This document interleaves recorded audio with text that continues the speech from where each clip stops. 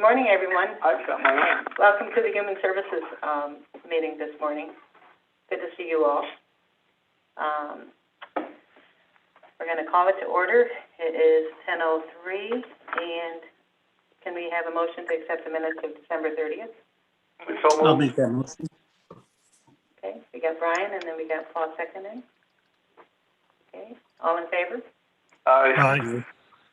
Thank you. Okay, moving ahead. Okay, I think I see Gina once my glasses defog here. Hi, Gina. Good morning. Good morning. Good morning.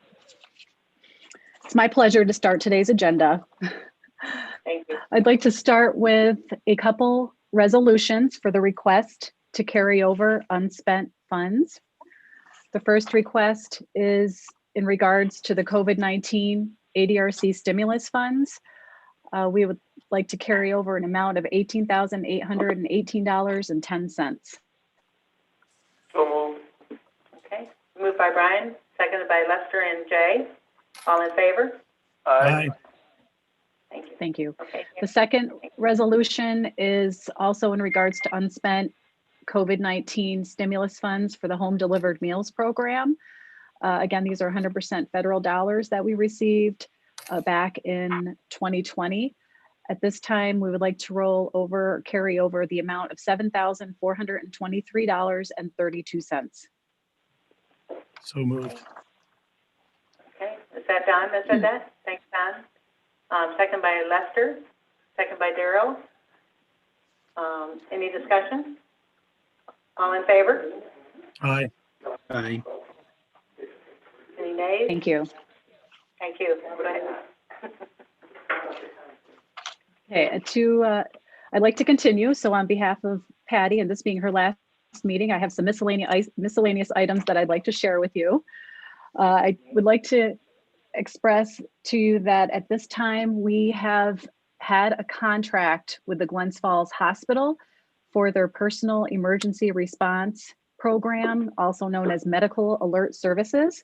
We were advised early this month that at this time, the Glens Falls Hospital is transferring its medical alert services and the responsibilities under that program to the American Medical Alert / Connect America. Apparently, the Glens Falls Hospital has been operating this program under Connect America for over 10 years. And at this time, it looks like what's transpiring is the Glens Falls Hospital is removing themselves as per se a middleman to the service. And what they're asking for us is a direct contract with the Connect America program service provider.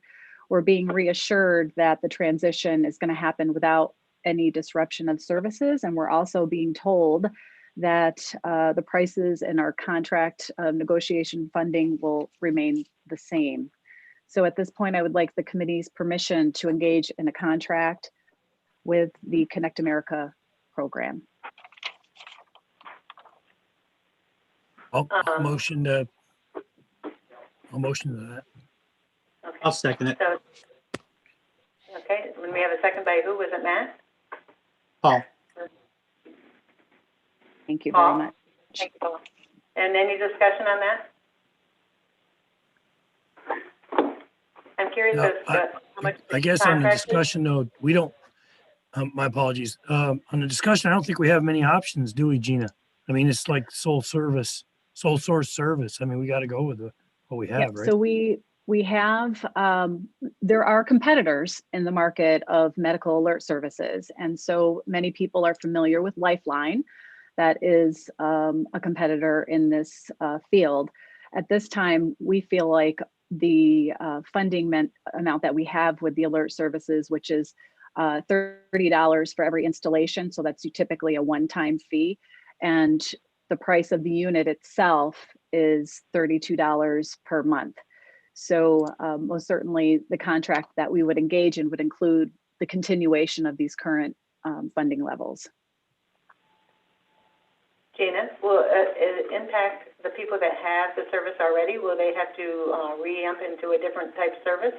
And is there a deadline date on when that service ends?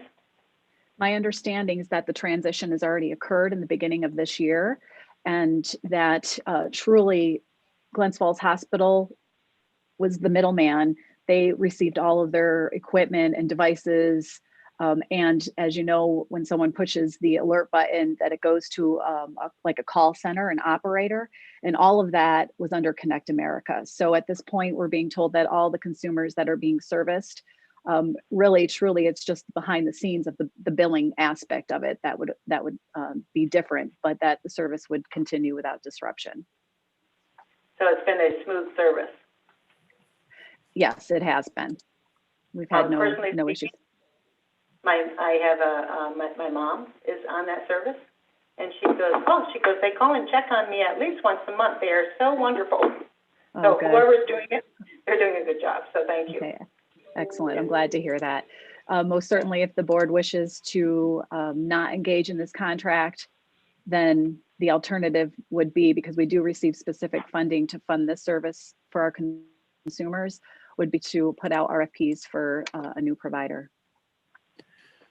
Well, I think being this far into the year, that wouldn't be maybe advantageous to us, but maybe in later years, we might consider a more competitive solution. But I mean, it's a kind of a critical service. I'm not sure. I'd have to defer to some more technical folks to understand if that's within the county's interest to pursue something different than what we currently have. Gina, has Roger gone through the contract? Or Al? We haven't. We have the contract, the template that we used with the Glens Falls Hospital is kind of our basis. Roger has been made aware of the transition, and also we were asked to provide a level of support that we were going to continue services for this month. Roger's been made aware of that as well. We have at this time been given Roger's blessing per se to pursue the same template that we had with the Glens Falls Hospital with Connect America. Thank you. Al had his hand up, so. Yeah, so Chairwoman, if you're going to proceed down this path, the committee would also have to give her a waiver from the procurement policy. Okay. So we need a motion, Al, to do a waiver before we can accept the contract? Or you could amend the motion that's out there to include it. Okay. I will amend the motion to include a waiver for the procurement contract. Okay. Do we have a second? I'll second that. Thank you, Brian. Thank you, Don. Okay. Any other discussion? Okay, we ready to, yes, Paul? Yeah, I was wondering if this had any impact on the budget. No impact on the budget with what we have Okay. already allocated for the funding, correct? Okay, that's why I seconded the first time, so, okay. Thank you, Paul. Okay. All in favor? Aye. Thank you very much. Yeah, it was the amendment. Now you gotta go back to The original motion? Okay. If we can go back to the original motion and have a vote on that, please. All in favor? Aye. Okay. Passed, and we go forward, I think, right, Deb? Okay, Gina? Okay, thank you. I've also received the application for the Medicare Improvements for Patients and Providers Act. We call it MIPA. It is an application that we submit every year. The funding amount that we would be receiving is 100% state dollars. At this point, the application and the budgeted amount that would be allocated to Washington County is a total of $13,144. Again, this is state funding. We have always allocated this funding to personnel who operate the MIPA program in our office. I just wanted to share with you that compared to last year, there was a slight decrease by $407. At this time, I'd like permission from the committee to go ahead and submit the application for the chairman to sign and then submit it to the state for approval. Okay, do we have a motion for that? So moved. Okay, Brian and Jay and Lester second. Yes. Darrell? Okay, any discussion? All in favor? Aye. Thank you. Okay, Gina? Okay, lastly, I'd like to share with you that what we've put in place an emergency plan for our senior nutrition program, meaning we had worked with the sheriff's department and had came up with a plan to freeze at least 6 home delivered meals for seniors in case our kitchen happens to experience a shutdown or no operation of the kitchen. And so in coming up with this plan, the barrier that we had was trying to locate freezer space for these additional meals. So we're talking 6 meals for about 370 older adults in Washington County. So we reached out to some partners, and we heard back from Golden Goal in Fort Anne, and they were more than willing to offer us freezer space to use for an undetermined amount of time to store our frozen meals, in case we need them. So based on this collaboration, we're very thankful that Golden Goal is offering. It's a walk-in freezer that we can use at pretty much free will with them. Hopefully we don't ever experience a crisis to where we have to use the frozen meals. But most certainly I wanted to share with committee that this is something that has transpired. Thank you. That's wonderful. And thankful to them for offering that space, because freezer space is you can't find it very often sometimes. So. Correct. So our goal, just to let you know, that if we don't ever experience a close down of the kitchen operation, that most certainly we will still use these meals. We will still get them out to our folks, so they won't be disposed of. Thinking ahead. Thank you. Okay, thank you. And that's all I have. Have a great day. Wonderful. Yes, thank you. You too. Okay, going on down through. Tammy, I see you here. You're up. Yes, I am. Good morning, everyone. Morning. Okay, I wanted to start with what I know of right now as far as the state budget impacts are concerned with the proposed executive budget. I imagine that several of you have already looked into this as well.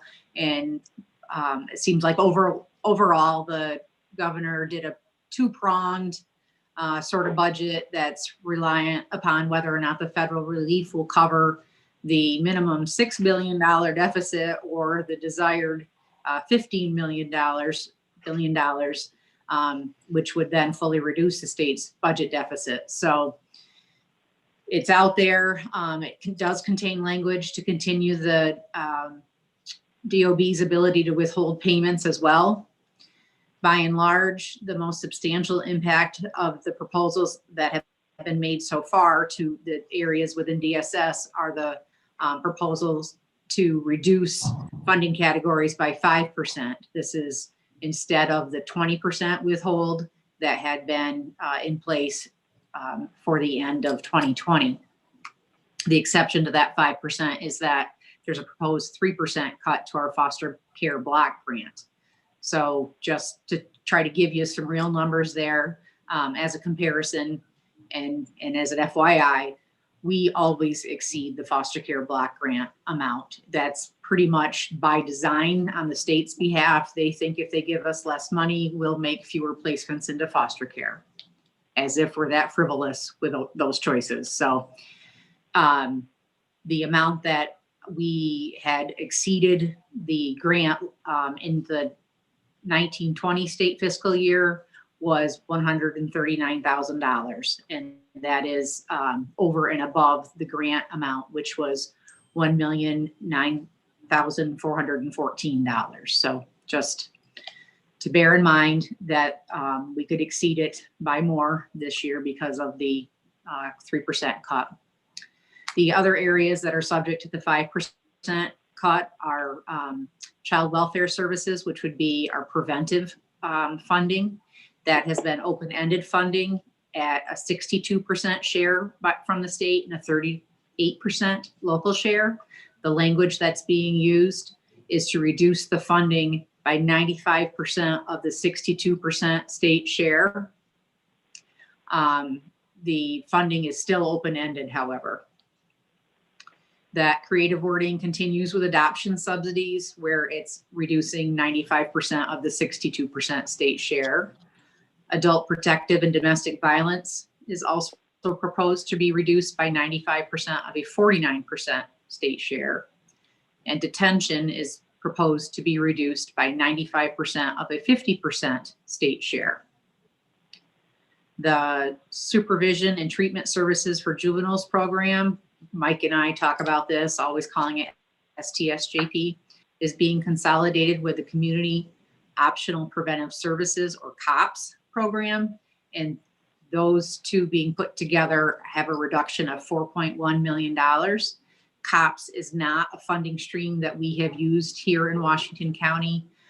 Several years ago, it was capped at only continuing for the counties that were in receipt of it at that time, and it's been closed off ever since. Of course, we do use the STSJP. When I looked into it to see what kind of a hit that 4.1 million reduction could be, I saw that COPS had been funded at 11.1 million last year. So it appears to be hopefully a smaller cut for us, but there's no language on that at all. The state says that by doing this, it's going to provide us greater flexibility in the programming that we're able to offer. The legislative add-ons were once again cut from the executive proposal. This is something that has caused me much concern in the past, but I've now come to understand that it happens every year. However, if they're not restored by future legislation, it could negatively impact our safe harbor funding and the Child Advocacy Center, which we call the Care Center, and we utilize that. It's shared with Warren County, but we use that for our significant child protective services investigations for our interviews to have in a more family-like atmosphere. We bring children there and meet with law enforcement on that site to be able to do those interviews. So all of these budget cuts are within the Office of Children and Family Services section of the budget. So then skipping over to the Office of Temporary and Disability Assistance section, there is a 5% proposed cut to the Code Blue appropriations. Again, giving a number to that. Last year, we claimed $56,000 to Code Blue, which was 100% funded when this started, and it was actually one of the things that was subject to the 20% withhold at the end of last year as well. This year, we've budgeted $62,000 to Code Blue, and that's a plan that's been approved for funding through the state that they're now saying that they're going to cut by 5%. It's not clear right now whether moving to between now and the end of March, whether or not the withholds of the 20% that we're experiencing will continue, or if it's going to be reduced to the 5% that they're now proposing.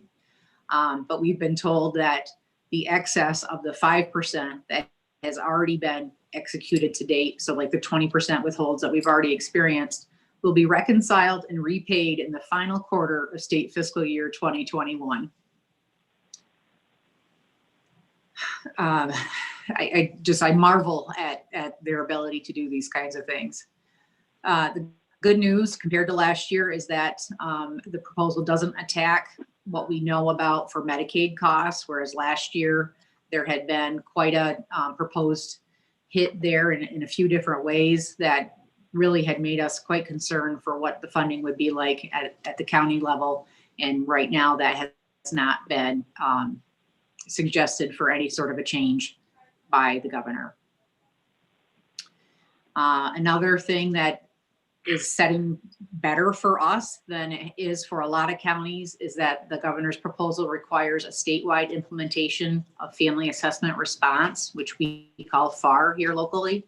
That's supposed to be implemented by January of 2024.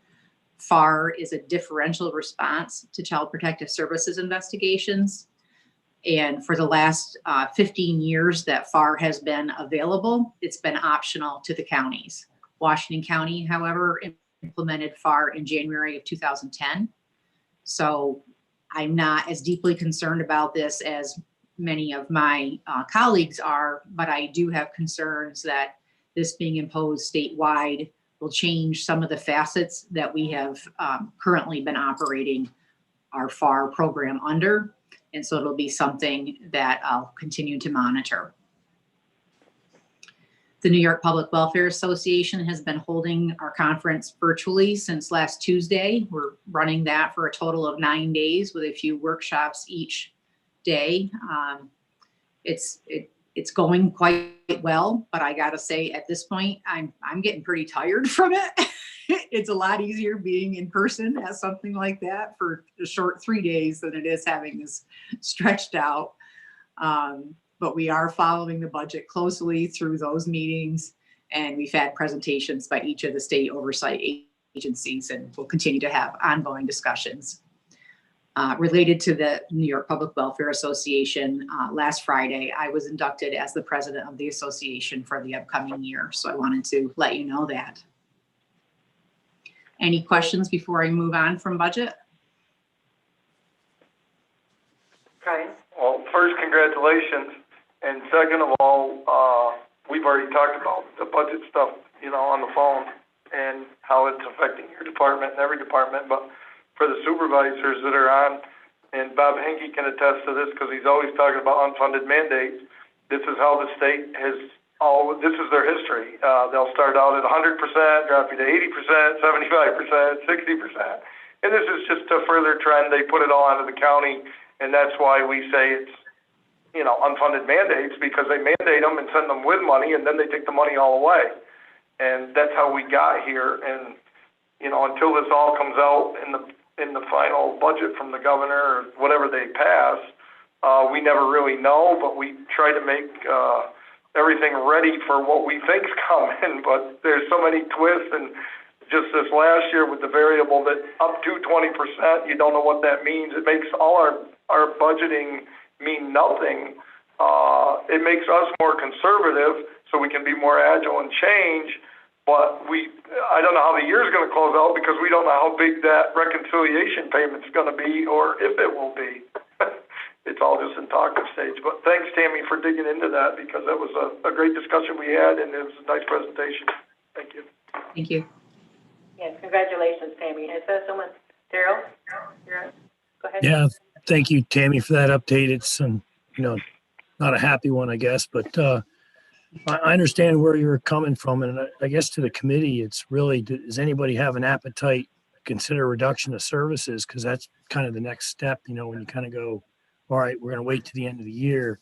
And I personally don't have an appetite for it. I'll let you know that right up front with what we're talking about. And it's a salami slice approach. I lived it my whole life in another career with sequestration year over year. And you slowly degrade your service, and you're thinking, okay, well, we can be more efficient and effective. With a little bit of fat, we can trim off our program. I'm not so sure there's much there to begin with. So, I just sharing with you that I completely understand the position that you must feel you're in right now. But to the committee, I think what we may need to do or consider is, we can either salami slice it, we can start reducing services, or we got to find the efficiency somewhere else, or admit that we have to do something a little bit different in the budget process. So good luck, Brian. Thanks, Daryl. Jay? Yeah, first, congratulations, Tammy. That's good job done. But we know that some of this stuff will get put back in. But right now, in a worst case scenario, do you or Brian have a number that this is going to hit your department as proposed? I do not have a number right now. I could try to work one up for you. Well, and get back. I didn't know if we were talking $500,000, $1 million, or what we were talking here. That was all. Yeah. The couple of areas that I knew I could easily give you a measurement, I gave you. And I could go through and try to figure that out. You're right, though. Some of it will be restored. But it certainly is an exercise that we can go through. I just didn't know if you had it handy. That was all. I don't. Any other questions for Tammy? Go ahead, Brian.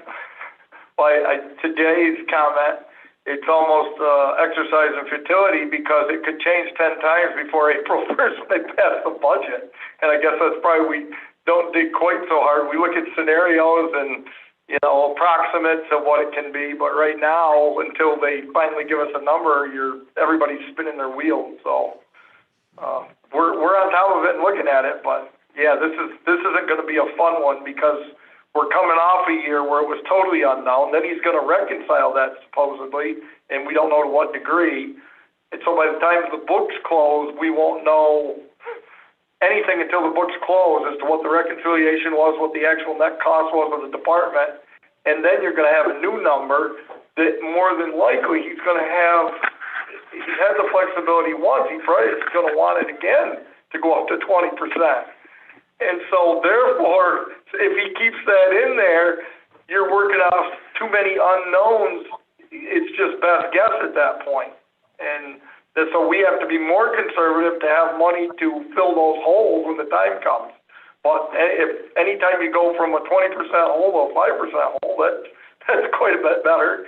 So hopefully that'll restore money that we were trying to save out so that we have it to carry over to fill those same holes again. That's probably the best guess at this point.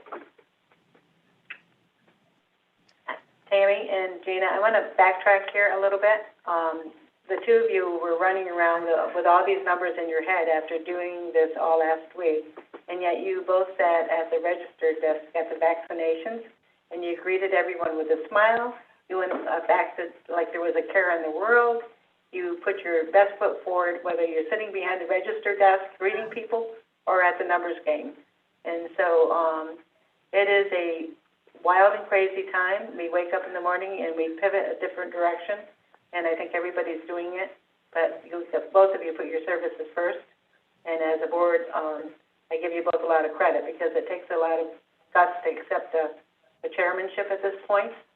And so, thank you, Tammy. It really is amazing. Thank you. Yeah. Yep, thank you. Anyone else have any questions for Tammy on the state budget? Okay.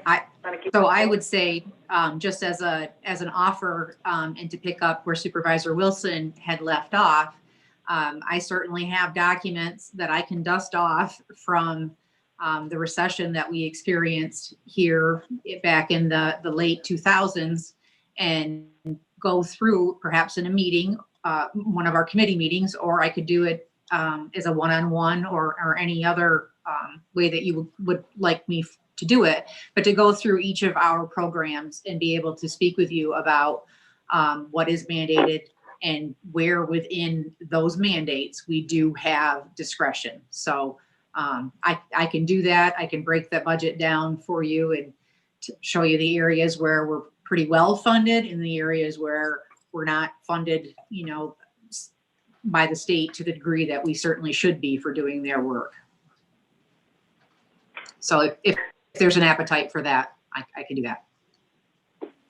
Darryl, Thank you, Tammy, for that. Appreciate it.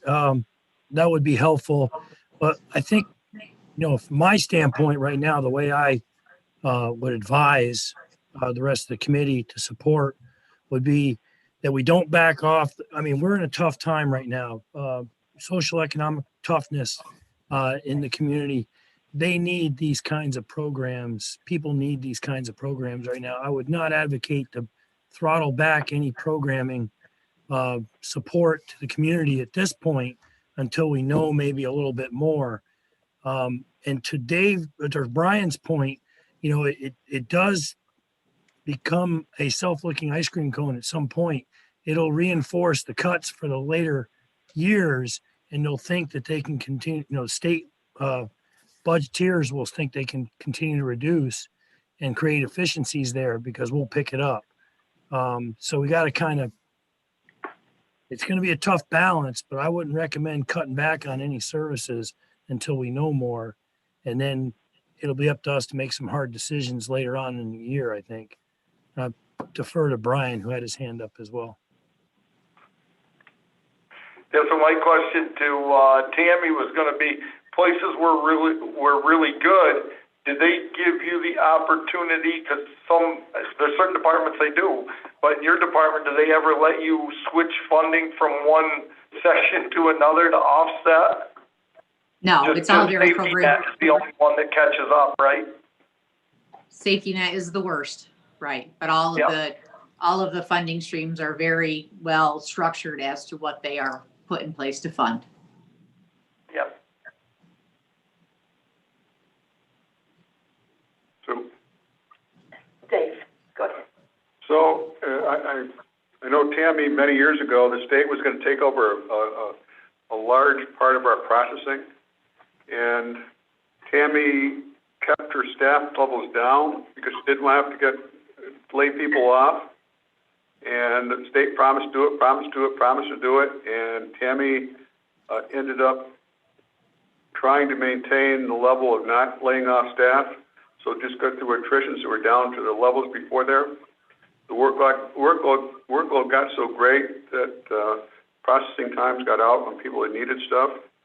And no fault to Tammy, she was doing what the state said they were going to do, and all of a sudden that never happened. So, you know, we have to be cautious about listening to what happens, listening to what the state says they're going to do, and what they actually end up doing, because you know, more and more people, as Daryl pointed out, need help today, and I don't think we've seen the last of it yet. I agree with you, Dave. And Tammy, there's an advocacy that we can do as a Board of Supervisors to make sure that we get the money we need in order to provide these services. I'm sure many of us would be happy to help you with that. So NYPWA works closely with NISAC, and so I will be, of course, very active and aware of any of the discussions that happen there. And if there are any points where it would benefit us, or I think it would benefit us to have a resolution or make any other sort of contacts to our legislators, I'll certainly let you know. Thank you. Thank you. Ready to move on? I think we are. Okay. Are you? I got my notes up. Thank you. Okay, so in the area of program updates, I think I've mentioned before that bandwidth for DSS, because we're on a state system, has been an issue for us. We had been doing okay if it wasn't for the fact that we were pushed into more and more of a virtual world during this pandemic. We probably could have gotten along with the amount of bandwidth we had for at least a while longer. But at this time, we have so many different systems that have moved from server type platforms to web-based, that when we are trying to utilize those programs, and which also includes people are having to be on web-based applications for the virtual training that they're going to now, as well as some of the other sort of upgrades that we were given by the state that took us into that area, that we really do need to get a solution in place here locally. This is definitely not my area of expertise, but I have worked with Terry on a lot of it, and I'm able to give you some more information, and then also recommend that it become a topic during the IT meeting, which I think is next week.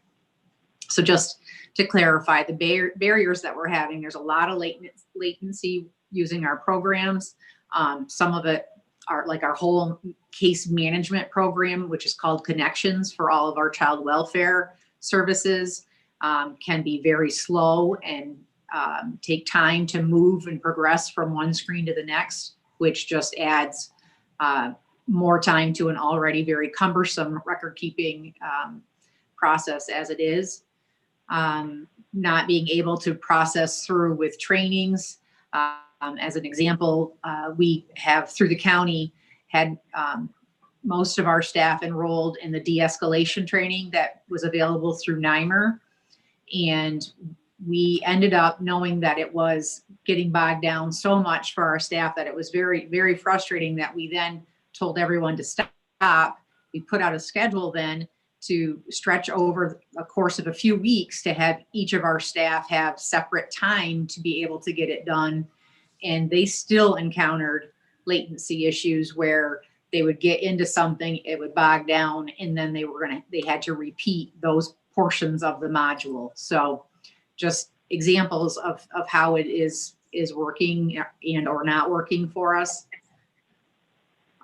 So we've run this information up and down and all around with state agencies.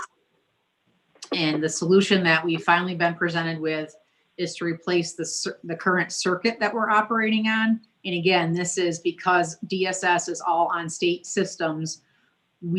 Our programs are separate from the bandwidth that the county has for all of the rest of the departments. So what we have right now is 10 megabytes, I think is the right terminology, and we can switch it to 100 through this process. It's replacing a circuit to migrate that data traffic. And the one-time implementation cost that we've been given as an estimate right now is $7,919. However, there is also recurring charges that they're suggesting we would have to pay on an annual basis. Of right now, the estimate is $23,286. So just so that you know, we would be eligible for reimbursement of these costs. Safely to say that we would be able to claim 75% reimbursement. So those numbers I gave you would be at the 25% cost for our county. It is not something that we've budgeted for. Terry, as I said, has been involved. She'll be able to give you more information on it. But I've got to tell you, after I've done more of a deep dive into this through these last few days, particularly because I've been in different calls with people through the state because of the conference and pushing and asking more about what is the state's intent. We're doing your work, you're presenting fixes to us that then are going to charge us more money to actually be able to do them. So I'm pretty incredulous about it at this point, particularly around that recurring charge. What I would recommend at this point, going into this conversation with Terry, would be for us to put it in motion to make that circuit switch.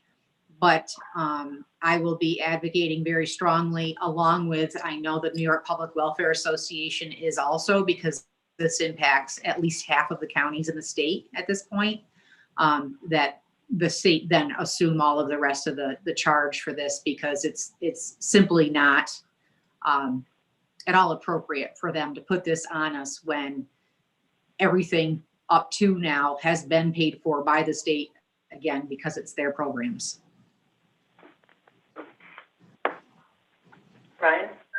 So I agree exactly with what you said, Tammy, but I also think that your efficiency is getting killed by that latency. And for $6,000 a year, if that's what our number is, after you get your reimbursements, I think that's kind of an easy one for us to look at. I mean, I don't like adding money to the budget, but there's one that well pays off, because if actually you can sit down and just do the work and keep working instead of getting thrown out and have to go back where you already been, that just ruins morale trying to get stuff done even. So yeah, I'll strongly be behind this one when it arrives at IT.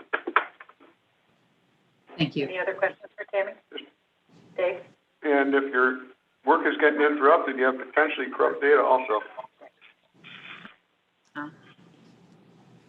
Yeah, we have tried to put some other workarounds in place. I mentioned that we staggered out people for that NYMER training. All of the trainings that our workers have to go through when they're newly hired to be able to get, up to speed and be able to function with a caseload. We know that they're essentially days long, if not, like a 4-day work week or a 5-day work week, depending on how the different modules come in. And so we are having staff stay home or go to a different offsite location to be able to take those trainings so that they're not reliant upon our bandwidth here. And so that has been a saving grace for some people, and particularly at this point when we want to reduce the number of people that are here in the office as well, that has been a solution, a short-term solution. Tammy, have there been more people taking training courses within COVID and on Yes, site? yes, because prior to that, our people would all go away. They would go to the training. There's a training institute in Rensselaer that the state put in place about 2 years ago, I would say. And then there are other locations for other trainings that happen throughout the state. We usually try to get them as close to our region as we can, but when we hire new people and the trainings come up, we need to get them in there. So I actually held back, you may remember, in the beginning of this whole pause period, and with the shift of the trainings to become virtual, I was very suspicious and of how effective they would be for workers who are supposed to be learning to engage with people, and really skeptical about the use of them. So there was a period of time where we held off actually filling some of the positions, but once we figured out it wasn't going away and we really had no choice, we have filled some of those positions, and people are then, yes, having to take a lot of the training virtually that they in the past would have traveled for. Thank you. Any other questions for Tammy on this? Okay. Do we need a motion to pass it through to IT? I'm not sure. Okay. I don't think we do, no. Okay. Thank you. Okay. So I thought it would be a good idea to give you an update on the status of our staffing structure. Social services on our own, not including the work where we have our offices in together with OFA. So DSS on its own has 133 full-time permanent positions within our approved structure. Since the start of the pandemic, we've been looking for, obviously, cost avoidance, and we've not filled certain positions. We've been able to do that because the building's effectively closed, so we have fewer members of the public in here. And as well, we have waivers in place that have lessened the workload in some areas. So I just want to give you a heads up that currently we have been intentionally holding and at this point have 8 positions open that we have not brought to you to ask for backfills. 4 of those are clerical positions. One of them was a senior typist, and 4 are in the social services examiner title line. One of them, again, also was a senior position. And then in addition, we've been granted permission by the committee and through personnel to fill 3 other positions, and we've had some difficulties getting them filled. So at this point, they continue to be open, though we are hopeful. We're still interviewing for 2 of our caseworker positions. We're having some difficulty cultivating interest and getting folks to come to the table because it's the provisional status. I think a lot of people are concerned about it. They ordinarily would be hired off a list, so they wouldn't be provisional, but they would have to go through a probationary period. At this point, without having the list in place, they come in as provisional. They then have to sit and take the test and be able to be reachable from that list once it becomes available, and then they start a probationary period. So it is a little bit risky for people, certainly for somebody to leave another full-time job and to go into a position like that. It is difficult to get an awful lot of interest, but we do have more interviews scheduled. So far, we've had 3 declinations from candidates that we've offered positions to. So I'm hopeful that we'll be able to fill those slots. I'm not as optimistic for our ability to recruit any more interest for the temporary computer operations coordinator position. You gave me permission to move forward in filling that with a temp a few months ago. That vacancy is due to the fact that our permanent employee in that title has been activated for duty in the Air National Guard since last March. Her area specialty is public health. So we have not had her through this entire time. We've been able to get by because we also have a member of IT, a staff person from IT that actually is based within DSS. So we have been able to sort of stumble along with that person. But we're concerned about the over-reliance on that and the fact that that person has time off to take and all the rest of it. So Terry and Melissa and I have been talking about some alternatives. How can we get some interest in that? And I think that that's also something that they may look to talk about at the next IT meeting. Melissa's nodding. How about the testing, Tammy? When is the next test, or is it not even set up yet? The caseworker test has been scheduled and postponed a few times, but it is currently scheduled again. And I want to say it's in March or April. I can't tell you the exact date on that. Melissa's got her hand up. Oh. Only because at this point, I don't know when it's going to be given. Obviously, we need the COVID to not be such an issue. I as personnel officer, could not quite justify bringing a group of people into the building when we don't even have our staff here at full capacity. We're not letting the public in. So unfortunately, it has caused an issue. We do have a current list for caseworker. Unfortunately, when we canvass the list, we just aren't getting the responses for whatever reason those people are. It would be them having taken a test 2 or 3 years ago, perhaps, that are on that list now. Yeah. Right. Right. So as soon as we can give it, that is our intention, obviously. Okay. Dave, did you have a question? So, Tammy, one suggestion, and maybe you thought of this already, but would it be possible to contact SUNY ACC, who's got some classes in IT, and maybe they'll have some people graduate. They might want to start working now part-time and working till full-time. It may help, just a suggestion to look at. Okay, thank you. Okay, Al? I have a question for Melissa and possibly Tammy. Would the county have the ability, say somebody was appointed provisional and took the test, what I'm hearing Tammy say is one of the hindrances is they come in provisional, take a test, and then get promotional.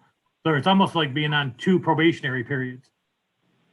Would the county have the ability to take somebody who served as a provisional appointment and count that time as provisional as their probation period, so that once they take the test and they're successful, they've already served their probationary period and they can become a permanent appointment? No? Okay. The probationary period actually starts when the person is appointed permanently to the position after they've taken the test. Is that a county rule or civil service? That's a New York State civil service rule. Okay, thanks. Yeah. There is, however, a minimum period of time that they have to be on probation. And for instance, with our caseworkers, the maximum period of time that we always had held people to was a full year, the 52 weeks.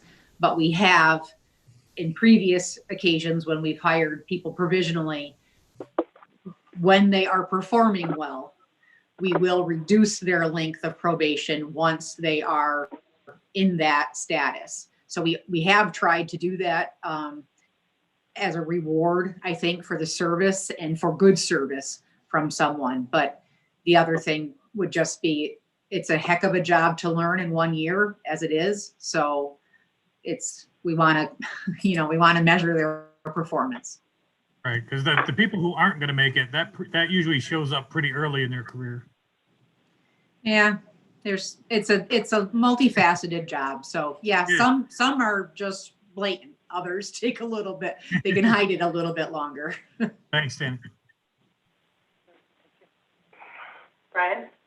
So, Melissa, here's the question with the testing, and we're worried about having them in the building. Could we possibly use the second annex building, which is empty right now, for testing and keep them totally away from everyone else and just test? Is that a possibility or not? That would keep us from canceling. Well, anything's a possibility. The thought process was if we could get through March, hopefully things will lighten up a little bit and we can go back to normal and start holding the exams. At this point, I don't think it's in our best interest, but you know, we're definitely gonna play it by ear. We want to be able to offer the exams as well, but we also, I think, want to protect our workforce and the members of the public, and bringing them in at this, up to this point, probably hasn't been in our best interest. Right, but I think the annex is absolutely empty at the moment, the second building. So is it a possibility, because then they could clean it between, you know, if you have a test on one weekend, it could be cleaned before the next weekend, it could sit empty. I mean, is that a possibility? I think it's worth looking at, because we don't know, vaccines slow. It looks now like people might not be vaccinated, or at least have any immunity by fall. And I think if we keep pushing this down the road, we're going to be in worse shape. So I guess I'd like to at least look at that if that's a possibility. We can look into it. It's also a matter of keeping the number of people we test to a very small minimum. So it'd be giving it several times. We can look into it. Obviously, we have a lot more than just the caseworker exam that we've had to reschedule. And we're not alone in this boat. We've asked to reschedule some exams and they just haven't been rescheduled yet from the state. But yes, we will definitely keep looking into that. Melissa, how far ahead do you have to schedule to look forward to having your test? Is it 2 months out, 3 months out? How, I'm sorry, I didn't understand. Like with the exams, how far ahead do you have to schedule in normal times? There's no real answer to that. We schedule or order the exam. Sometimes the state will schedule them right away, give us like a couple months to announce the exam and get it out there. Sometimes we're waiting for a long period of time. But we at least need a couple months from when the exam is scheduled to be able to announce it and get the applications in. Once that's scheduled, are you able to cancel it, or do you have to hold it no matter what? It can be rescheduled or canceled. That's up to the personnel officer. Okay, thank you. Any other questions? Tammy? I'm winding down. You did well, thank you. Thank Well, you I very still much. have more, but I'm winding down. I have a couple of resolutions, like Gina, to also carry over unspent funds from 2020. I sent them through via email, and I believe that they were attached to an email that came from the board office today, also to everyone. So the first is to transfer $30,000, and this $30,000 actually started in the 2019 budget. It's the Family First Transition Fund. It is the money that we plan to use for recruitment and support of foster parents. We were actively working on this when the pandemic hit. I am still quite hopeful that we'll see an opportunity to do this and get this money spent. So we need to increase the foster care appropriation A 6119 4290 by $30,000. And we can offset that by increasing the revenue, the state aid to foster care, by the same amount. This is 100% state funds. Do we have a motion to? Move it. Okay, Brian moves it. Do we have a second? Darrell? Paul? All in favor? Aye. Aye. Okay, thank you. Thank you, Tammy.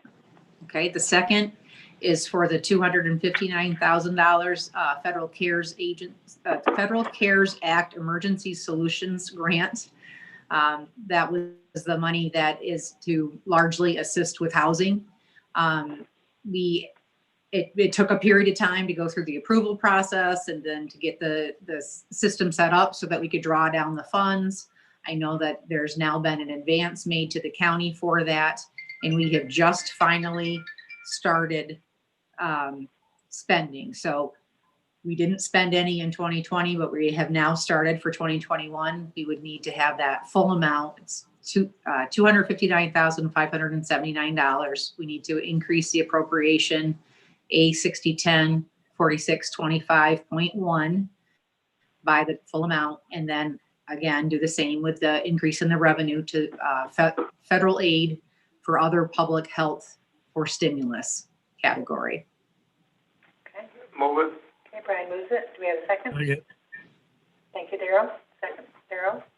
And Don? Okay, all in favor? Aye.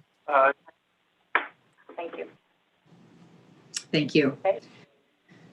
So then I have an informational item. On Friday, we received a New York State Office of Children and Family Services Care and Maintenance Chargeback Statement of Obligation for just shy of $11,000.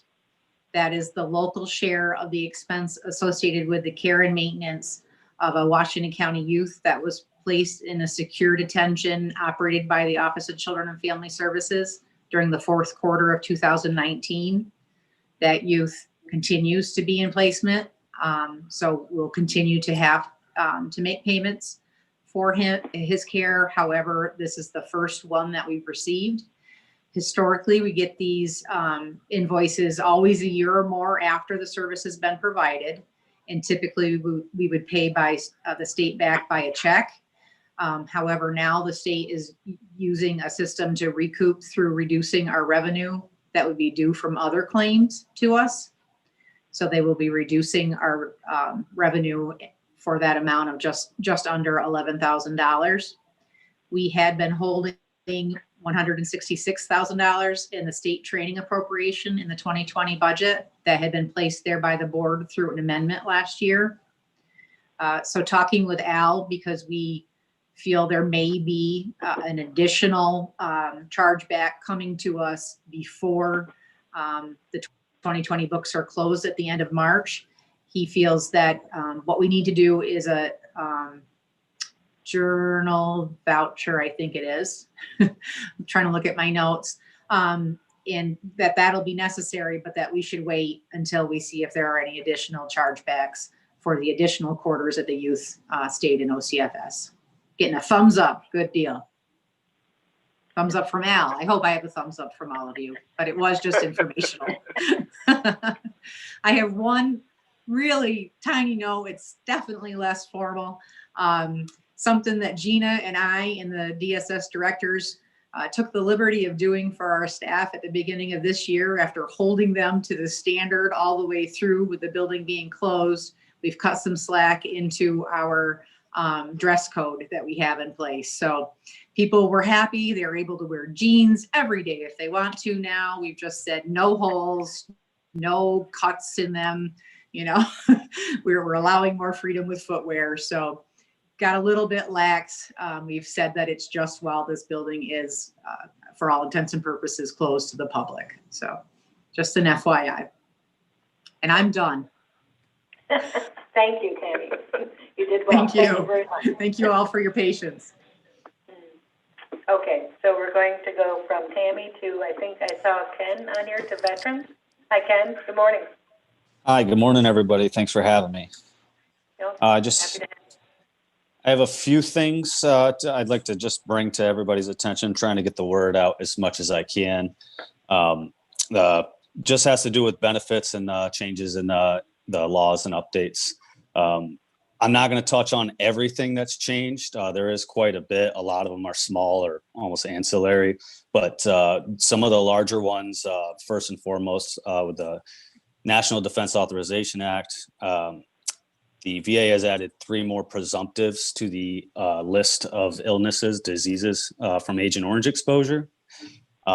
Those 3 are bladder cancer, hypothyroidism, and Parkinsonism. If any veterans are diagnosed with any of those 3, they're all now added to the list, and they can file for service connection, as well as their surviving spouses. If the veteran has already passed away and has passed from one of these 3, the surviving spouse and or dependent children may file for benefits. There's also some TRICARE extended care health option improvements that went along with that bill.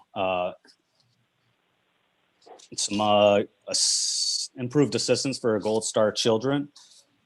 And those are the larger items for the National Defense Authorization Act. The signing of the HR 7105 also had a ton of changes and benefits. Some of the larger ones are increasing the time frame of the Vietnam War era of military service. The original start date for that was February 28th, 1961. The new date is November 1st, 1955. So that expands eligibility for a lot of veterans in that era. The other large item with that was the bill also allows National Guard and Reserve Service under Title 32 orders to count for VA home loan eligibility. So those guardsmen and reservists are now eligible for the VA home loan. There was a ton of changes to services provided for women veterans with the Deborah Sampson Act. First, it devotes $20 million for retrofitting healthcare facilities to make it safer and easier for women veterans to get care. It requires the VHA, the Veterans Health Administration, to submit plans for approval regarding how they will designate those funds.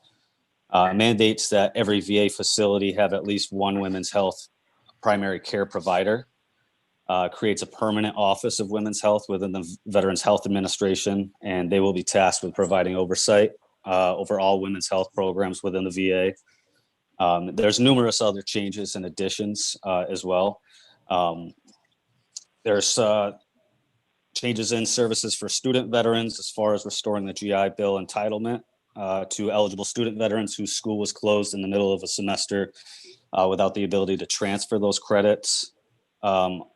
Changes due to the COVID-19 pandemic, allowing the VA to continue paying educational assistance benefits during the pandemic if the VA determines a student was adversely impacted by the pandemic. Requires the VA to view a student's withdrawal from school due to covered reason during the COVID-19 pandemic as mitigating circumstances. And will not charge the student's entitlement to VA educational benefits. Services for homeless veterans and veterans at risk of homelessness expands the HUD-VASH voucher program to veterans with other than honorable characterizations of discharge. Previously, they weren't eligible, and oftentimes there's circumstances where the veteran has a other than honorable discharge, and that bars them from a lot of benefits. So that's huge. And that's it as far as the changes. Like I said, I just wanted to touch on the biggest ones. There's plenty of other small changes, criteria, eligibility for certain benefits. But those are the large ones that I wanted to hit on. The last thing I wanted to share was a letter I received from a surviving spouse that Michael Alexander's been working with over the last few years. I just wanted to recognize his service. I know I see him every day pouring his heart and soul into the work he does here. And I just wanted to share this with everyone. It says, to Ken Winchell, Washington County Veteran Services, and the chairman of the Washington County Board of Supervisors. This letter is to recognize the outstanding service and care of Michael Alexander shown to me and my husband during a very difficult time in our lives. My husband passed on December 26th. He was a Marine Corps veteran whose service in Vietnam and suffered over a period of several years with all 4 of the Agent Orange cancers. Since 2017, Michael Alexander has become an important part of preparing for his passing, his mental well-being, and his concerns for the future welfare of his family. Mike always greeted him and me often with a big smile and, better yet, a big heart. He obviously cares deeply for those who have served their country and takes great pains to see their needs are met. I can't imagine anyone do better to help those who have fought and suffered for their country than Mike. The ways in which he helped us leave a positive feeling towards the VA, of how Mike honored his service. And we all know how very much that was appreciated, especially for a Vietnam vet. Both of us have been grateful for all that he did. Most sincerely, the surviving spouse. I just wanted to share that. Those letters are few and far between in our line of work, but when we get them, it kind of means the world. And it kind of just reinforces the fact that I got the right person in that position. So I just wanted to, again, recognize Mike for all the hard work he puts in down here. And that's all I got. Thank you. That was a lot, Ken, and thank you for Sorry. trying to up. No. I'm thrilled that you brought it forward. I'm sure we all are. There has been a lot of change in the veterans part and the different laws and how it impacts our families in our county. And so that letter is the perfect example of how so many families can be impacted in a positive way in our area. So thank you for all your hard work, and thanks for staying on top of the change. Yes, Don? Yeah, Ken, as far as the VA with the COVID-19 shots, do you have any information for our veterans out there for going to the VA for the shots? So for the shots, I've directed everybody to be calling their primary care doctors. If they're enrolled in the VA healthcare system, then they should be getting the advisement from them. I know we at the clinic, the Glens Falls clinic, they weren't administering them at the time.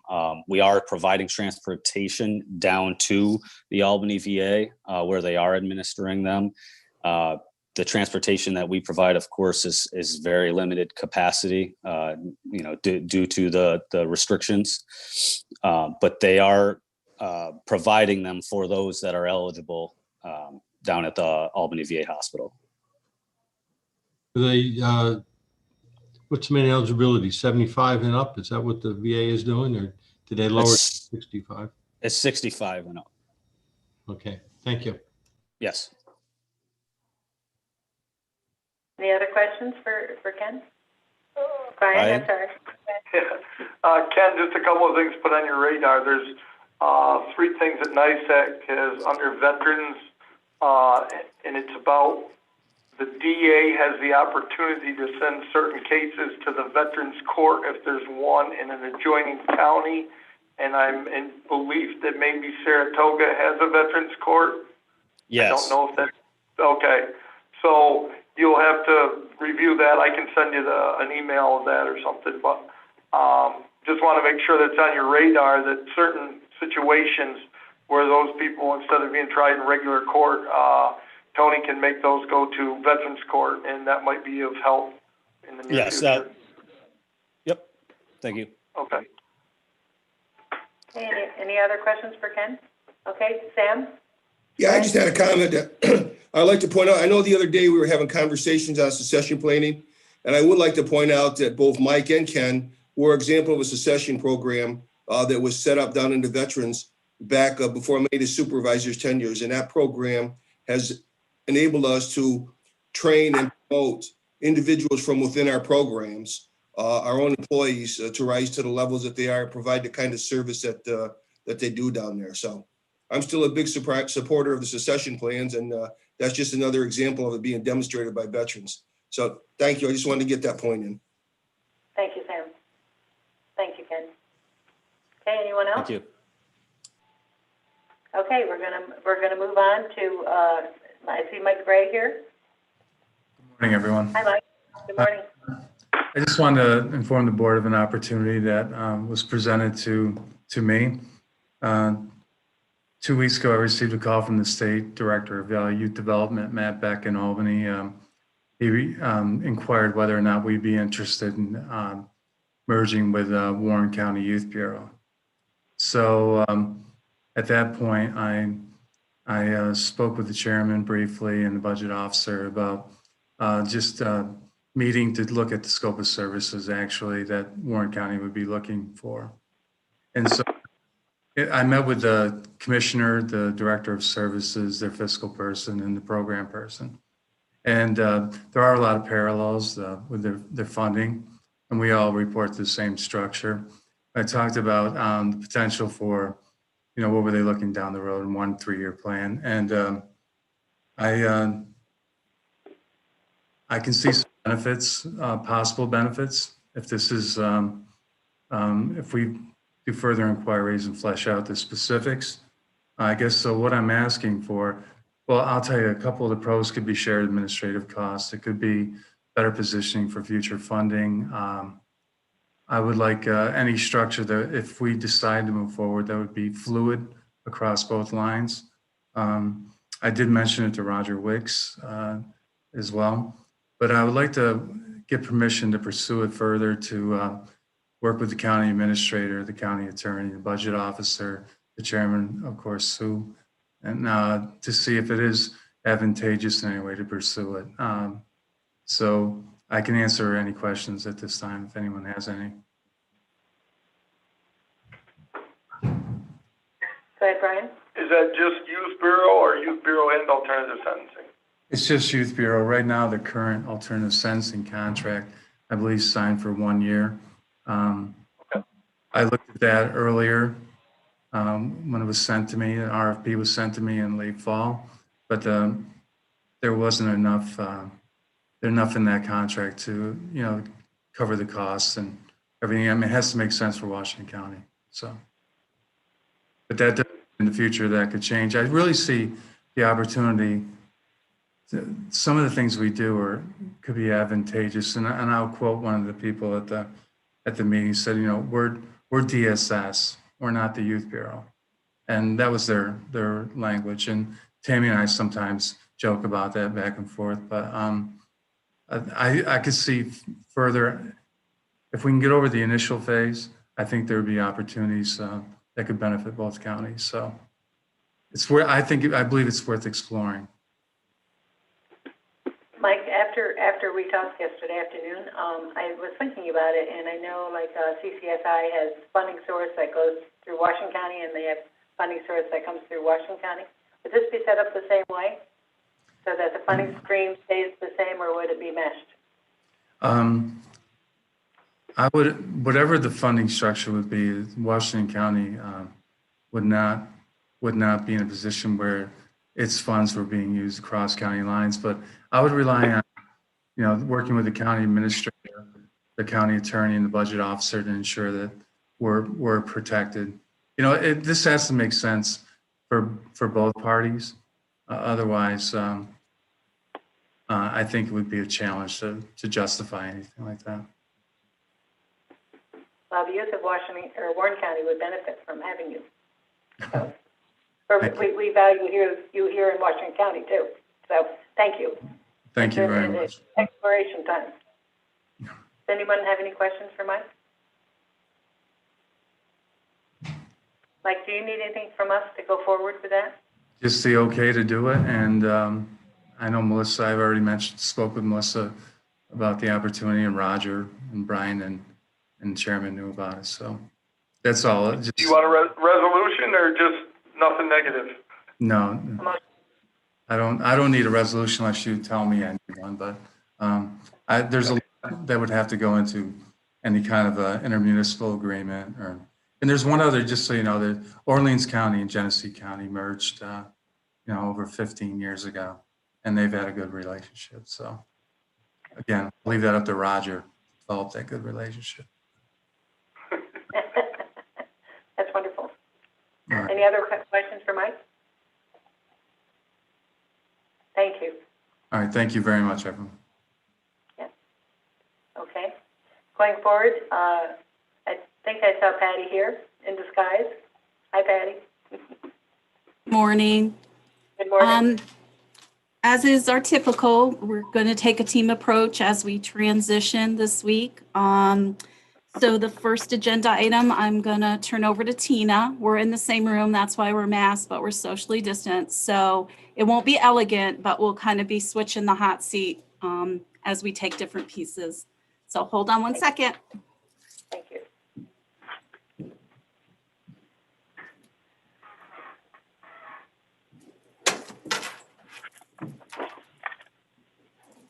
Morning, everyone. Morning, Tina. So back in the fall, we were approached by our transportation provider for our preschool and early intervention program for a rate increase due to the increased costs that they were experiencing due to COVID. So the former county administrator kind of took over that process for us and gave us the go-ahead to pay those increased rates. So we have been paying those since September, but we need to put some sort of contract amendment in place in order to continue paying those rates. They were asking for an 8.5% increase to their rates. And I did talk with Roger yesterday, and we would like to put some sort of end date on that, just so we can reevaluate that increase. It would be more of a rate add-on, not a direct change to their rates. We do have the money in our budget because there's fewer kids being transported because of COVID. A few of the kids, the numbers are down anyway, but then there are some kids that are doing remote. So there would be sufficient money in our budget to do that. So we're looking for approval today to continue paying those rates and to work up that contract amendment and get that signed. Okay. Daryl, are you moving it? I'll move that, and then when there's discussion, I have something that I'd like to ask.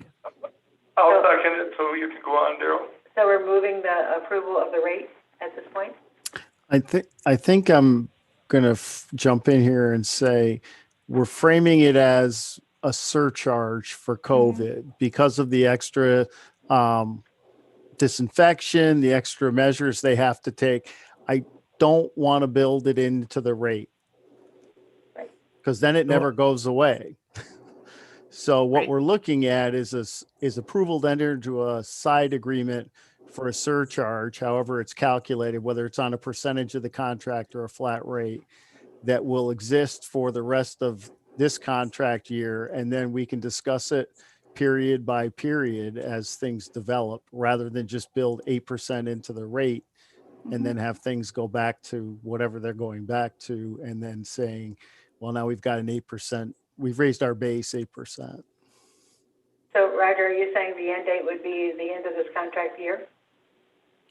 Well, Tina, when's it up? We had this discussion yesterday.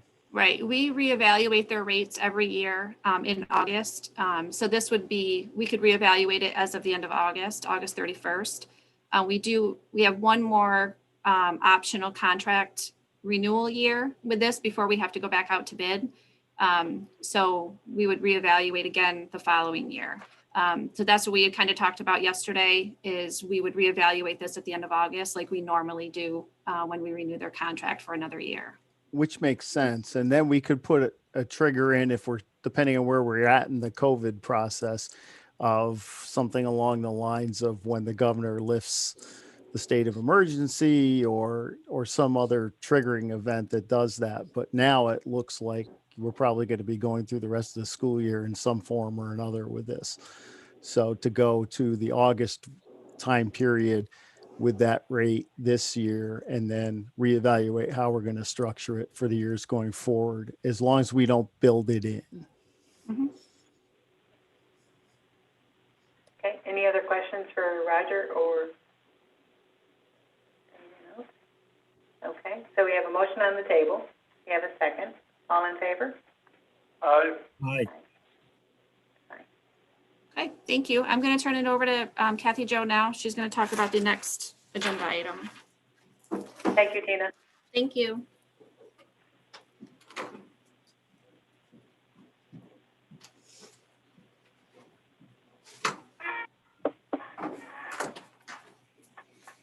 Good morning, everybody.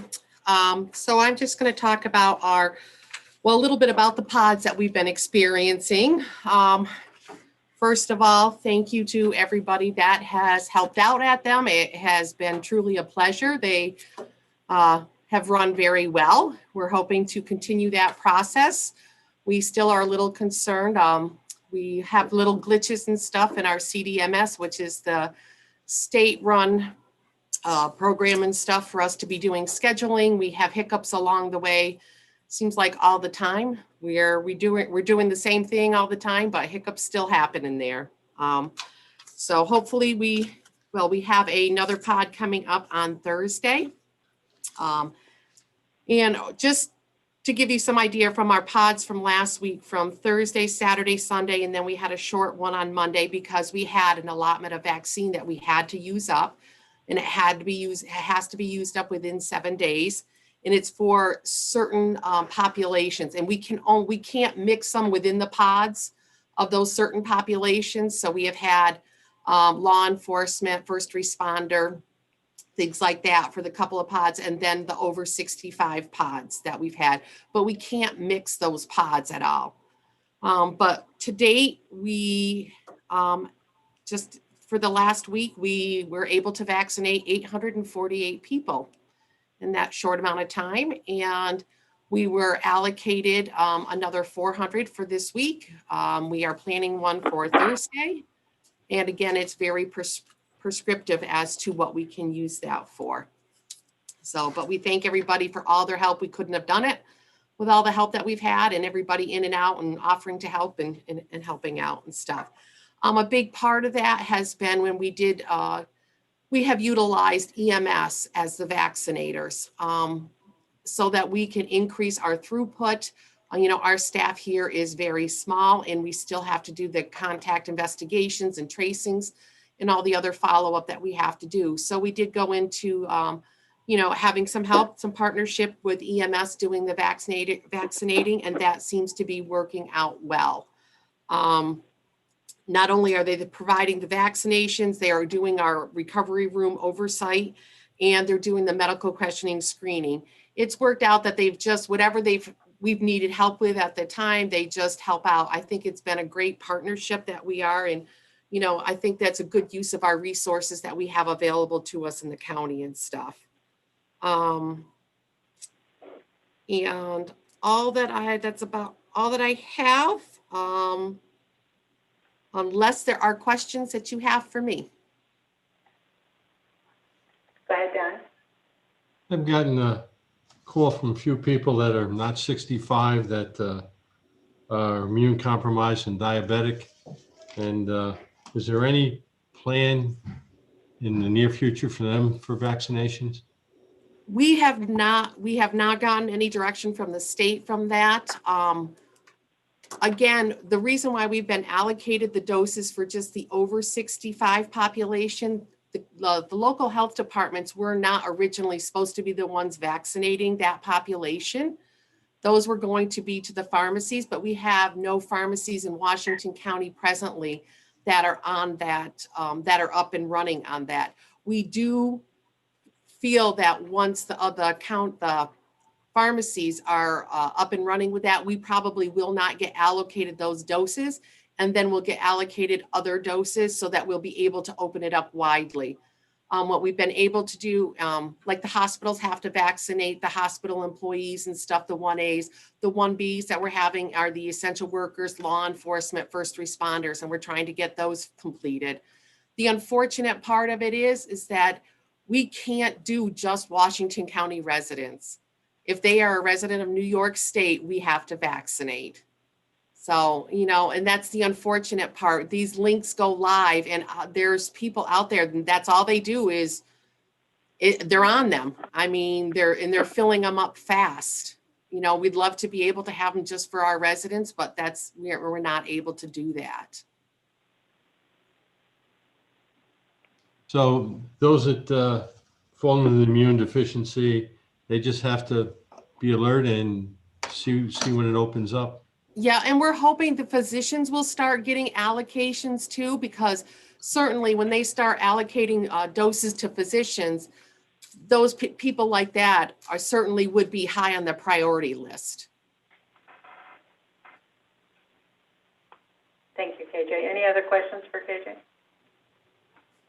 I just want to, okay, Matt, go ahead. Morning, KJ.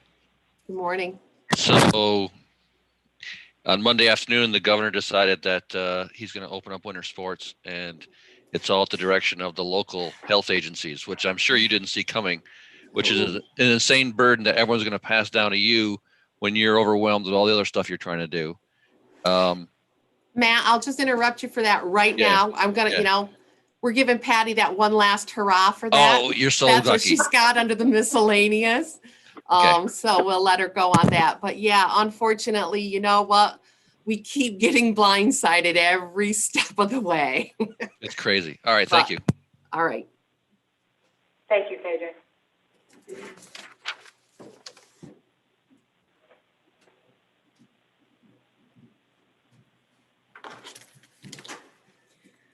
Okay. All right, thanks Good for morning, indulging Patty. us. Huh? Good. You're back to the hot seat. Yes, yeah, one last time. I did have the update on high-risk school sports. As KJ mentioned, this was completely unexpected. And, you know, in the midst of trying to set up pods on very short notice, we don't know what we're getting for numbers. Continued contact tracing, this was something we didn't anticipate we would have to deal with, but we are. And to that end, we have engaged our partners here at the incident management team. We had a meeting yesterday with other counties, our medical directors, our incident management team here at the county to try to look at a regional approach.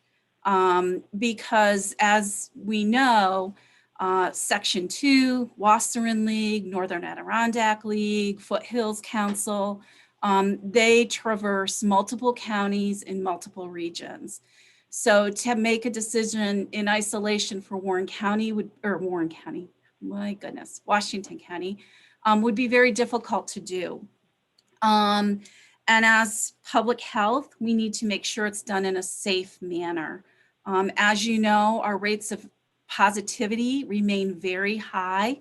As of yesterday for Washington County, we were at 5.7% positivity. And as of yesterday, we had a 5.3% 7-day rolling average of positivity.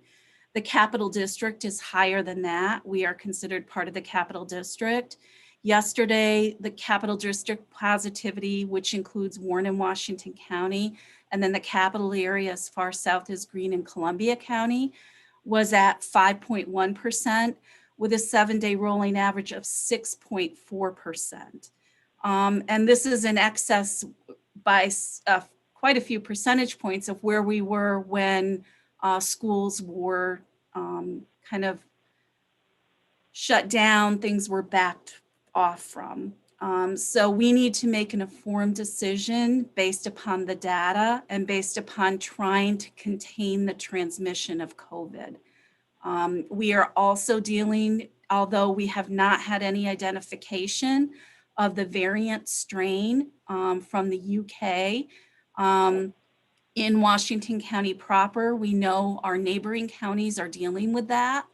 That strain is more virulent, meaning it causes more of a viral load in an individual. So when you get this type of virus, it produces very rapidly and multiplies at a rate much higher than the regular COVID, making that person maybe not more sick, but much more able to transmit the disease to others.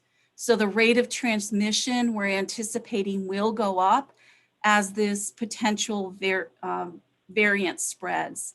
There are some predictions that this will become the dominant strain of COVID by March of this year. So these factors have to be taken into consideration. Anyone who knows me, and I think you all do, know what a proponent of athletics I am. It's a very important part of our lives personally, but it has to be done in a safe manner. And to that, we are working quickly, but we have to take into account the multiple perspectives. And I think the number one consideration has to be the safety of our communities. Students who play sports, it's very important, I understand, to their development, their mental health, school spirit, sense of belonging, all of the social and psychological factors that have come into play and come to light during the pandemic. But those students also can go home to parents and grandparents. And what we don't want to see is an increase in higher rates of transmission, higher rates of hospitalization, which could burden the healthcare system, and then higher rates of severe illness. We have to take that into account. So we're working on it. We know there's a tremendous amount of pressure on all of us to make a decision quickly, but it's one we have to take into account multiple factors. So I'll kind of leave it there for questions, and if anyone else on the management team wants to speak to it, to do so.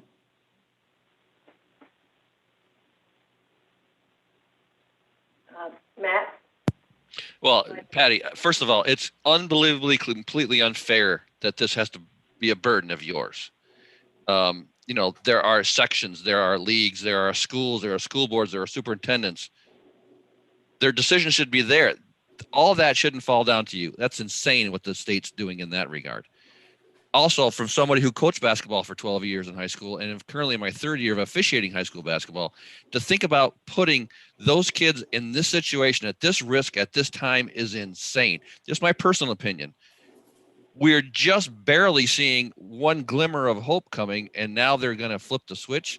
I don't envy what you need to do, but you should absolutely positively think about the safety of our schools and our children and our people first, far and above anything else. But I just don't envy you, and we have to make sure that, you know, we've got your back. Whatever decision you make, we're behind you 100%. Thank you. Sam?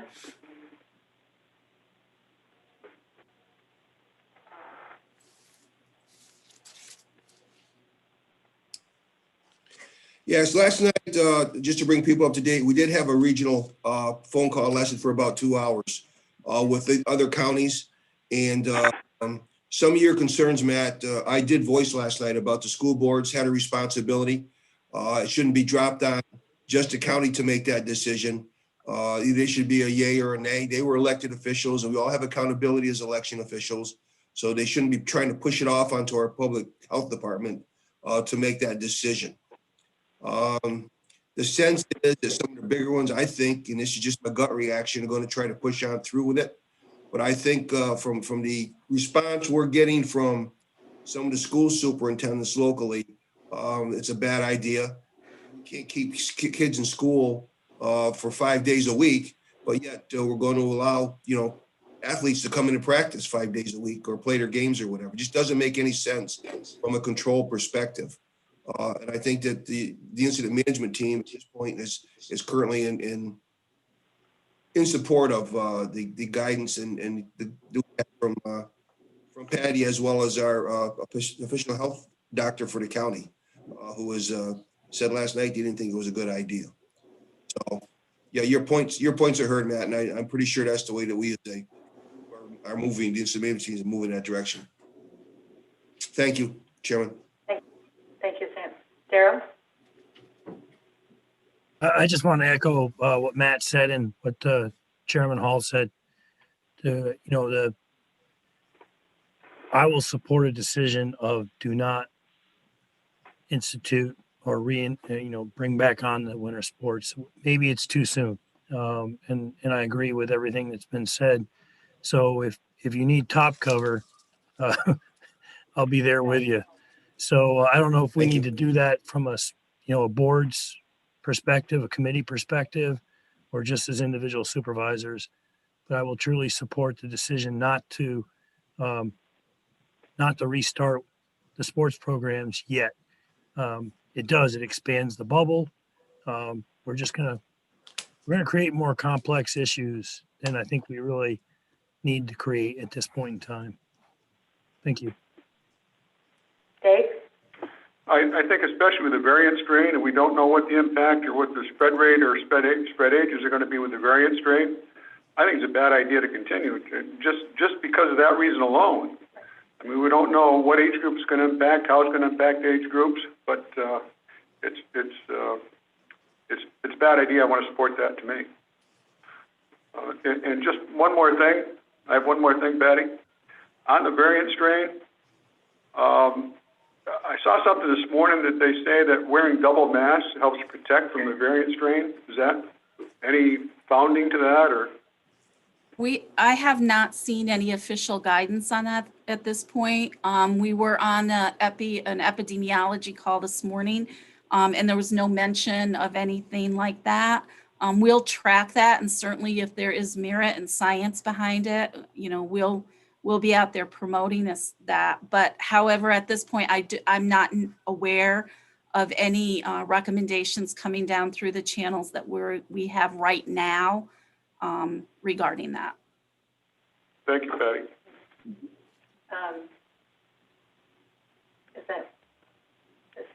Is that Al or Roger that wants to speak? I got my hand up, but I don't know who Go else. ahead, Brian. You go ahead first. My question was, should we have a resolution in support of Patty and, about the athletics? Because I don't know that it should all be on her shoulders, and I don't think it would be bad if the whole board, because I think we're there, that we believe that this shouldn't happen, due to the health of the total community. I wouldn't be opposed to having a resolution from this committee, even to the full board, that says we're, complete support of Patty for not moving athletics forward to the forefront and for our community's safety, if that's something the board so chooses. We should have Kathy go to that. Yeah, I was going to say public health. Bob Henke, do you want to go?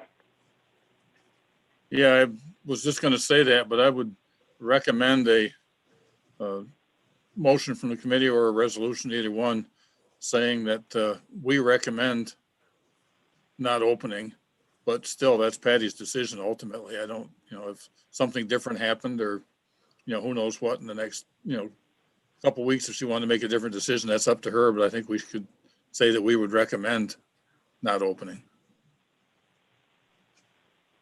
Matt?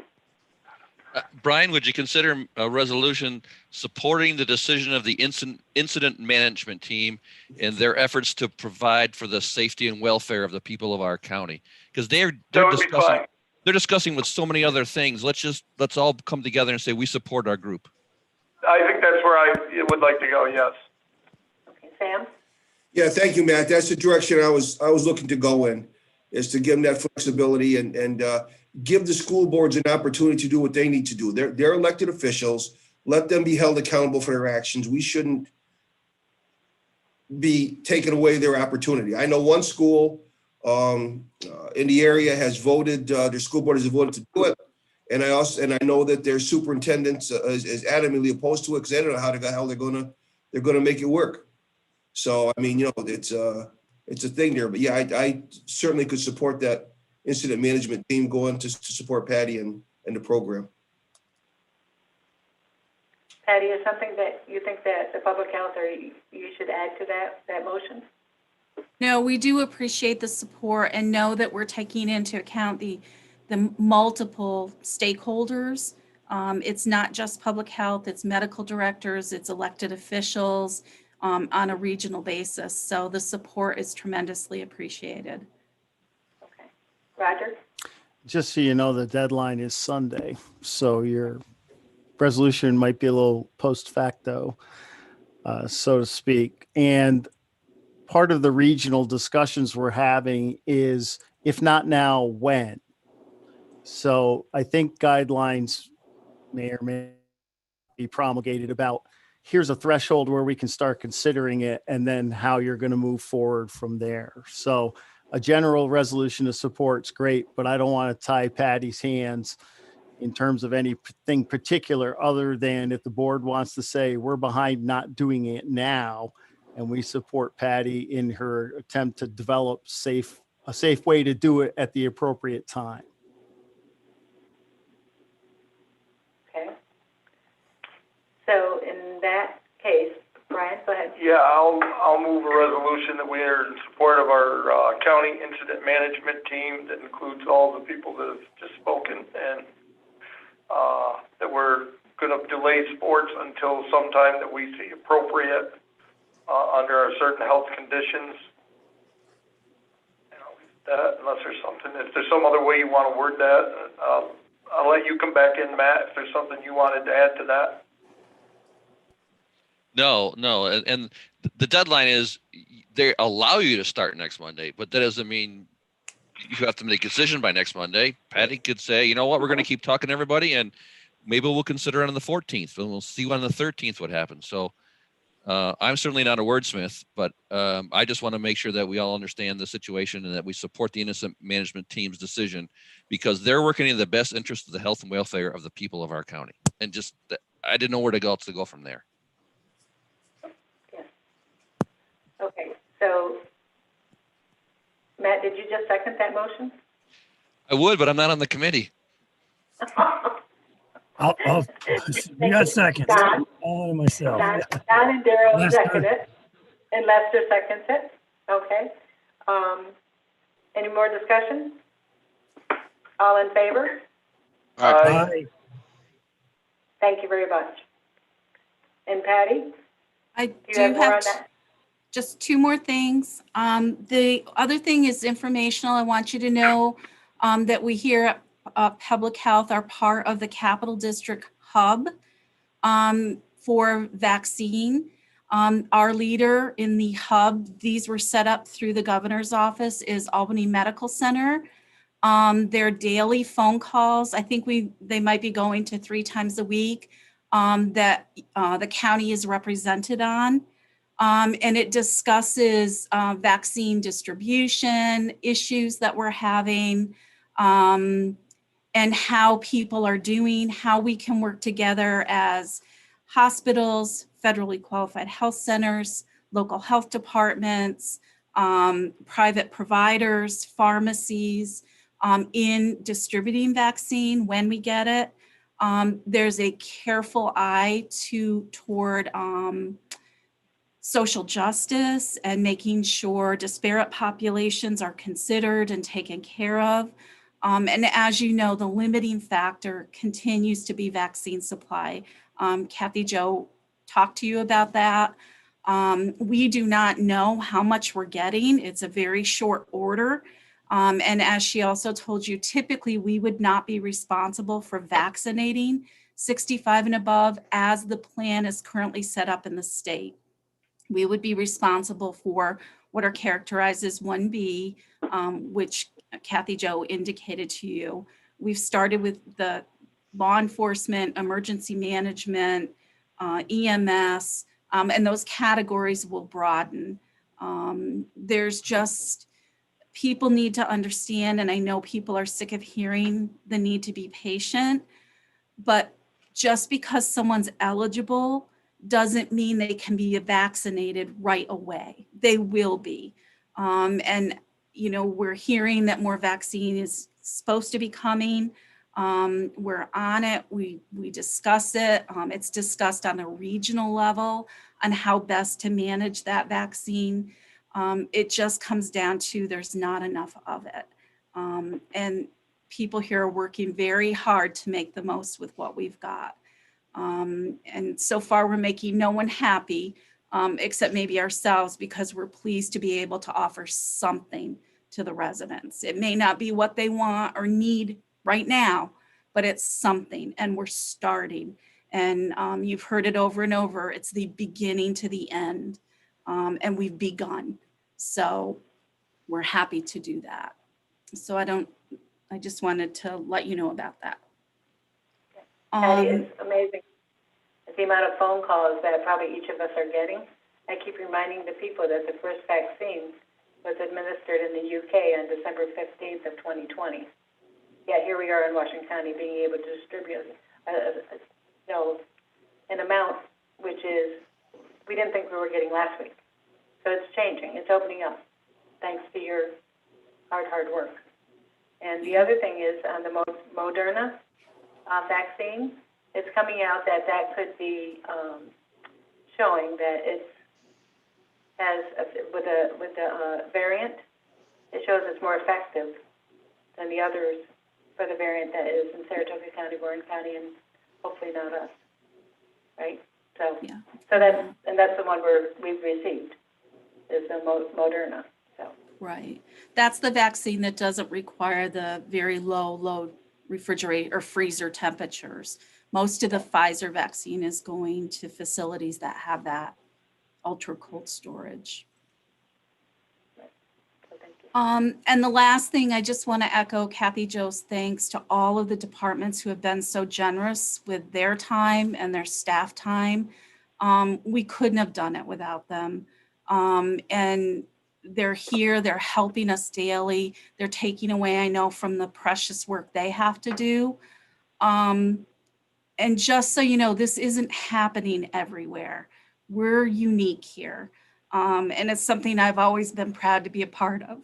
So thank you all. Thank you all for your help and what you're doing and your support of us.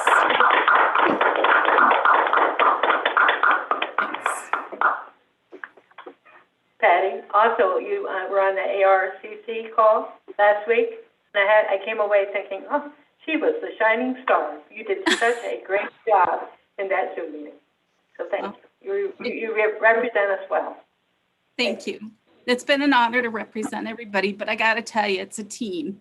And the team here is as strong as ever, and they're ready to work. So I appreciate them very much. They've been my source of comfort and strength, and they're going to continue to do it. So thank you all. And thank you. Good job. Okay. And with that, do we have any other business? I hope not. Anyways, I think we're ready to adjourn. So thank you very, very much, everyone, for being here. And thank you all for a job well done and good. This is a Zoom meeting record, I think. You think? So, Thank you for your service, Patty. Thank you. Thank Thanks, you for your Patty. help. Thanks, Patty. Thanks, Patty. Thanks, Patty. Thanks, Patty. Good luck. Thank you all. You won't be too far away.